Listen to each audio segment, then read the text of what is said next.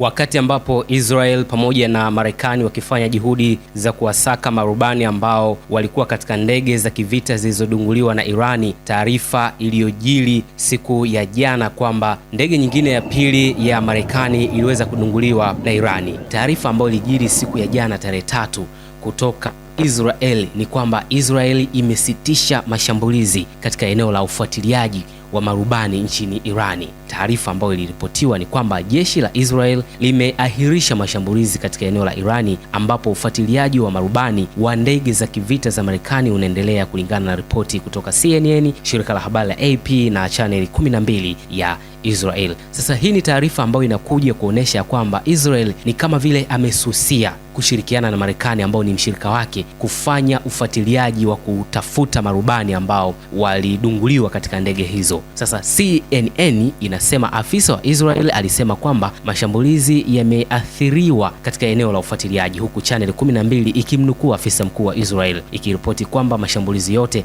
yamesitishwa. AP pia iliripoti ya kwamba mashambulizi ya angani yamesitishwa katika maeneo husika kutokana na juhudi za uokoaji. AP pia ikaongeza kwa kusema ya kwamba afisa huyo wa Israeli alizungumza nao kwa sharti la kutokutajwa jina kwa sababu operation hiyo inaendelea. Jeshi la ulinzi la Israeli halijathibitisha ripoti hizi, lakini taarifa kutoka kwenye vyombo hivyo vikubwa vya habari vya kimataifa kutoka Israel na Marekani vimeripoti taarifa hiyo, na picha zimeonekana. Ndege ya Marekani ambayo ilidunguliwa ni ndege ya kivita aina ya F-15E iliripotiwa kudunguliwa kusini mwa Irani. Ndege ambayo ilidunguliwa huku rubani mmoja akiwa ameokolewa na Marekani na vikosi vya jeshi la Marekani ambavyo vinafanya operation hiyo kwa kushirikiana na Israel. Taarifa ambayo imejiri mapema tarehe 4 ya mwezi Aprili 2026 ni Irani kuangusha ndege ya pili ya kivita ya Marekani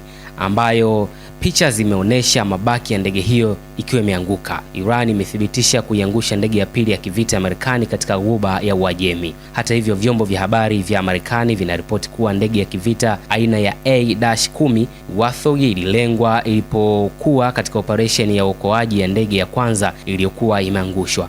Mmoja wa wahudumu wa ndege ya kivita aina ya F-15 iliyodunguliwa ameokolewa, lakini rubani bado hajapatikana na hajulikani alipo. Ikiwa rubani huyo ambaye ni mwanajeshi atakamatwa na Irani, hali hiyo itaongeza mvutano mkubwa kati ya nchi hizo mbili. Vita hii pia imekuwa na ukosoaji mkubwa ndani ya Marekani na kimataifa kwamba rais wa Marekani Donald Trump hajatoa sababu thabiti ya kuanzisha vita hiyo wala hajafanikiwa kufikia lengo lake la kubadilisha uongozi wa Irani. Trump amesema kuwa tukio la ndege hiyo kuangushwa haliathiri mazungumzo na Irani. Marekani pia bado inamsaka rubani wake baada ya ndege kudunguliwa na Irani na imetangaza dau nono, taarifa ambayo pia imeungwa mkono na Israel. Ripoti zinaonyesha kuwa Marekani na Irani zinashindana kwa kasi kumtafuta rubani wa pili wa ndege ya kivita ya Marekani iliyodunguliwa katika eneo la kusini mwa Irani. Hii ni taarifa sasa ya leo, lakini jana Israel waliripoti ya kusitisha operation za kumsaka yule rubani. Ni kama kwamba walikuwa wamemwachia mzigo Marekani. Ufahamu pia kwamba siku ya jana tulikuripotia kuhusiana na taarifa ya kete za Irani kuonekana ziko mbele zaidi dhidi ya zile za Marekani pamoja na Israel katika operation hiyo. Kwa maana hiyo, bado Donald Trump akilaumiwa kutumia hisia zaidi kuliko taarifa za intelijensia ama za kijasusi. Sasa hii ni taarifa ambayo sasa Israel inaonekana kurejea tena kuungana na Marekani katika kumsaka huyo rubani. Operation hiyo imekuwa na dharura, huku pande zote zikijaribu kumfikia mhudumu huyo kabla ya mwingine, kwa maana wanashindana Israel pamoja na Marekani. Hapo awali uchunguzi wa BBC Verify ulithibitisha video iliyokuwa ikisambaa mtandaoni ikionyesha kile kinachoonekana kuwa ndege ya Marekani ikifuatana na helikopta mbili zikifanya operation ya ufuatiliaji na uokoaji. Video hiyo ilithibitishwa kushambuliwa katika jimbo la Khuzestan karibu na daraja juu mto Karun. Video hiyo ilichunguzwa ili kuthibitishwa kuwa ni ya hivi karibuni au pia kuangaliwa kama ni dalili zozote za kutengenezwa kwa teknolojia ya AI kwa maana ya akili mnemba, lakini hakuna ushahidi uliopatikana unaonesha udanganyifu. Hii inaongeza uzito wa taarifa kuwa operation hiyo ni halisi.